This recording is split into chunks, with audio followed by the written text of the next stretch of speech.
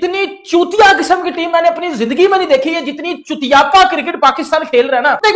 सही किसी ने ट्वीट पे मुझे मैसेज किया है, पाकिस्तान की टीम इस time Namibia, Uganda, Nigeria, Nepal इस लेवल की चली गई है, और बिल्कुल सही बोला उन्होंने, इस लेवल पे ही गई है। ये ठीक है, पाकिस्तान का फ्लैग है, लेकिन ये सर में आज की जीत ने इतना दर्द किया है, खुदा की कसम ईमानदारी से कह रहा हूं, मुझे इंडिया के खिलाफ न्यूयॉर्क में 120 चेज करते हुए शिकस्त का इतना दुख नहीं हुआ। और कहते हैं जी सपोर्ट करें, पाकिस्तान टीम को सपोर्ट करें। अबे भाई कैसे सपोर्ट करें? इंतजार करो, शाहीन शाह अफरीदी को छक्के तो चौके, कैचेस गिर रहे हैं, पैनिक क्रिएट हो गया है, हाथ पांव फूल गए, बॉलर डीआरएस सही कॉल आउट करना भूल गए, फील्डर फील्डिंग करना भूल। घटिया बॉलिंग मैं लफ्जों में बयान नहीं कर सकता। बढ़ गया मैच तो खत्म होके रह गया। ऐसी कोई घटिया परफॉर्मेंस करके दिखाता है। एशिया कप के 4 महीने पहले 3 मैचेस इंडिया से हारे, मुझे उसका भी दुख नहीं हुआ। मुझे पाकिस्तान की जिम्बाब्वे के खिलाफ 2022 के T20 वर्ल्ड कप में पर्थ में होने वाली शिकस्त का भी इतना दुख नहीं हुआ जितना आज की इस जीत ने तकलीफ दी है। बस हमें जो गिला है या हमारे शिकवा कह लें, या हमें एतमाद नहीं है हमारे मिडिल ऑर्डर पे, चाहे वो बाबर हो, चाहे उस्मान हो, चाहे फखर जमान खेले, हमें बिल्कुल एतमाद नहीं आ रहा। और आज का मैच तो उन्हीं के लिए था, इतना आसान मैच, अब सारा रनर बॉल रह गया था, उससे भी कम रह गया होगा। जी जी। लेकिन अब पता नहीं कैसे हम लोग इतना पीछे चले गए हैं कि शायद अब मुझे लगता है कुछ सालों में हम ये इंडिया के क्रिकेटर्स की तौहीन होगी कि हम पाकिस्तानियों को उनके साथ मिलाएंगे। लेकिन जिस तरह से आउट हो गया है, रेकलेस शॉट मारे हैं। आप लोगों को क्या कह रहा था, मैंने सवाल उठाया था, मैंने अहमद शहजाद से भी पूछा था कि वहाँ की पिचेस क्या ऐसी ब्रेक होती हैं कि इतनी स्लो ब्रेक, बिल्कुल ठुस विकेटें हमने बनाई हुई थी और हमने ऑस्ट्रेलिया को हरा के हमने कहा जी काम हो गया। मगर इधर 2 चीज़ें अच्छी हुई, उन्होंने जाके पिच देखा, उन्होंने कहा आई एम सरप्राइज यहाँ पे घास है, ये उनको भाई पिच है, कोई सी भी हो सकती है। मूवमेंट था नहीं अलबत्ता पेसर्स के लिए, नहीं वो था नहीं, वो तिखे बॉलर नहीं थे। हमारे बॉलर तो मुझे तो नहीं लगता कि शाहीन 100% फिट है। खैर दोस्तों, जैसा कि आपने क्लिप में देखा, आज पाकिस्तान मीडिया अपनी ही टीम पर भड़क उठा है। वर्ल्ड कप का पहला मैच नीदरलैंड के खिलाफ पाकिस्तान किसी तरह घिसट कर जीता। आखिरी ओवर तक नीदरलैंड मैच कंट्रोल में रखे हुए था, बस एक गलती और पाकिस्तान बच निकला। यही वजह है कि पाक मीडिया अपनी टीम की जमकर क्लास लगा रहा है, प्रदर्शन को शर्मनाक बताया जा रहा है। अब सवाल यह है, क्या ऐसे खेल के साथ पाकिस्तान आगे टिक पाएगा? वीडियो पसंद आए तो लाइक ठोकिए, अपनी राय कमेंट में लिखिए और ऐसी बेबाक क्रिकेट सच्चाई के लिए चैनल को अभी सब्सक्राइब कीजिए। कि ये एक ही स्पोर्ट्स है और उस एक स्पोर्ट्स को हम सारे पाकिस्तानी जज्बाती होकर पसंद करते हैं। हमारे पास और कोई इंटरटेनमेंट नहीं है। और पाकिस्तान क्रिकेट बोर्ड जो एक बतौर इदारा, अब एक इदारा जो होता है वो सपोर्ट ही कर सकता है, वो अपॉर्चुनिटी दे सकता है। पूरे पाकिस्तान ने एशिया कप में जिस दिन फाइनल में 11 ओवर के बाद हमारी बैटिंग कोलैप्स हुई और हम 147 पे अगेंस्ट इंडिया आउट हुए, तो पूरे पाकिस्तान ने पाकिस्तान क्रिकेट बोर्ड की, आकिब जावेद की और मोहसिन नकवी को तनकीद का निशाना बनाया कि बाबर मसीहा है, शादाब को वापस लाइए, बाबर को मसीहा लाइए, ये हुसैन तलत को निकालिए और फिलां को लाइए। और वो जो मसीहे थे वो आज मुसीबत बन चुके हैं पाकिस्तान की T20 टीम के ऊपर। और ये बात मेरे जैसा बंदा कर रहा है जिसने 1 साइडेड 6-7 साल बाबर को सपोर्ट किया है कि यार ये हमारा किंग है, हम इस किंग के साथ खड़े हुए हैं। 1 साल तक शादाब का इंतजार किया गया, पाकिस्तान क्रिकेट बोर्ड के अंदर जगह खाली पड़ी रही कि वो आएगा अपना रिहेबिलिटेशन कराएगा। वो भाई साहब कुछ नहीं कर सके हैं। उस्मान खान के ऊपर जितना तकिया किया जाता है, कल उसको सियालकोट ने, आज सुबह सियालकोट ने उठाया ना उसको, 4 करोड़ रुपए में, 4.5 करोड़ रुपए में सियालकोट ने आज उसको अपने स्क्वाड के अंदर, हैदराबाद ने सॉरी उसको अपने स्क्वाड के अंदर शामिल किया है।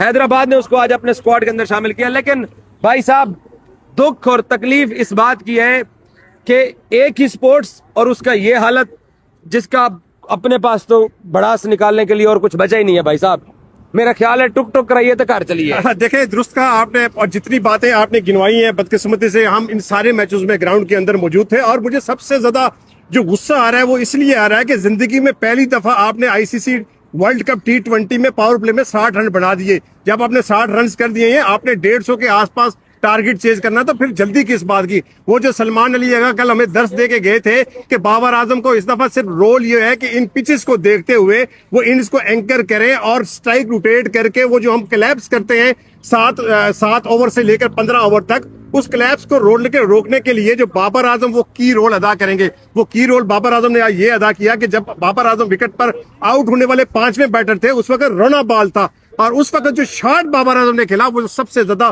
तकलीफ दे था। अच्छी बॉल पे बंदा आउट हो जाता है और आउट होना क्रिकेट में बड़े बड़े प्लेयर आउट होते हैं, मगर जो शॉट जो बाबर आजम खेल के आउट हुए, इससे ये लगता है कि बाबर आजम की T20 के अंदर क्रिकेट खत्म हो गई है। माजरत के साथ किंग हमारा फेवरेट था, है और हो सकता है रहेगा, लेकिन जो फैक्ट है कि बाबर आजम T20 के अंदर जस्टिफाई नहीं करते। वो जो एनीवे बड़ा जबरदस्त बैटिंग पेश था, ये घास देख के डर गए और यहाँ तक बयान दे दिया कि हमने तो इतनी घास कभी श्रीलंका में नहीं देखी। नहीं भाई, हो जाती है श्रीलंका में घास।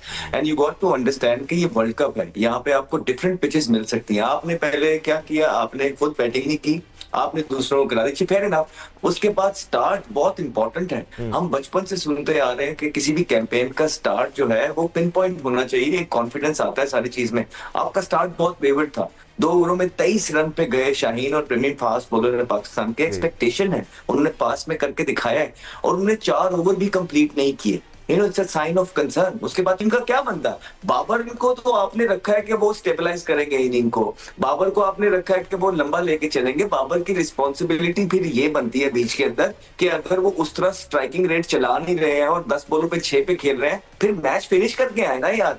फिर आप फहीम अशरफ पे तो ना मैच छोड़े एंड के अंदर। अगर आपका रोल भी आसान वाला है which is to take singles, फिर उससे आपसे एक्सपेक्टेशन ये है चौथे नंबर पे कि यार आप मैच को डीप लेके जाएं। आप तो आकिब जावेद ने ये और ऑब्जर्व कर दिया था, जो माइक हसन ने ये देख लिया था कि शायद T20 के अंदर बाबर आजम सूटेबल नहीं रहे, तो यकीनी तौर पर उनका एक तजर्बा है, उनकी एक बैकग्राउंड है, वो तो भाई क्रिकेट खेल के आए साहब हुए बाबर वापस श्रीलंका इसलिए लाए थे ना कि इन मुश्किल कंडीशन के मैं अंदर वही तो मसीहा बनेगा। आप शायद मेरी बात को सुन नहीं रहे नहीं, थे। मैं सुन रहा हूँ। लेकिन मैं वही तो कह रहा हूँ कि जिस काम के लिए, जिस रोल के लिए बाबर आजम को लाया था, अगर बाबर आजम वो रोल भी नहीं कर सकते, बाबर आजम से सिर्फ रन बॉल की डिमांड की उन्होंने कि आप रन बॉल करो, स्ट्राइक रोटेट करो और विकेट पर खड़े रहो। आज सिर्फ विकेट पे खड़े रहना था और कुछ नहीं करना था। आप विकेट पर खड़े रहे, 1 ओवर में 1 आधा छक्का लग जाता है तो ये रन बॉल कुछ भी नहीं होता। आपने देखा ना कि राणा ने फिर 11 पे 29 भी करके दिखाया ना। इसी तरह शाहीन शाह अफरीदी जब विकेट पे खड़ा था, उसके साथ अगर बाबर आजम खड़ा होता राणे के साथ, ये तो टारगेट कितना आसान होता। और फिर शाहीन शाह अफरीदी की वो बारी देखे, मैं हैरान हूं इस बंदे पे कि वो खुद छक्के मारने के चक्कर में लगा हुआ है, खुद हीरो बनने के चक्कर में लगा हुआ है। भाई आखिरी ओवर में, सेकंड लास्ट ओवर में 4 रन बने, वो तो अपनी तरफ से मैच हरा के आ गया था।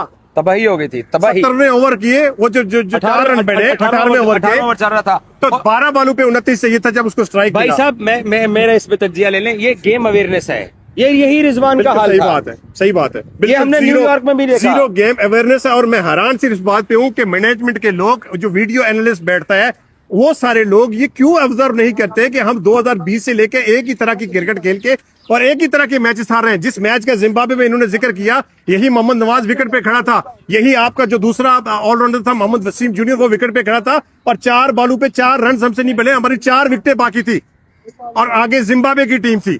यही हाल हमारा वहां पे हुआ। आईसीसी चैंपियन ट्रॉफी का, आईसीसी वर्ल्ड कप का मैच जो दुबई के अंदर हुआ था, वहां पे यही फहीम अशरफ था जो एक ही ओवर में 21 रन दे बैठा था। तो ये सारी चीजें इनको समझ क्यों नहीं आती, ये मेथड इनको क्यों नहीं समझ नहीं आते कि यार कम से कम हार से तो कुछ सीख लो।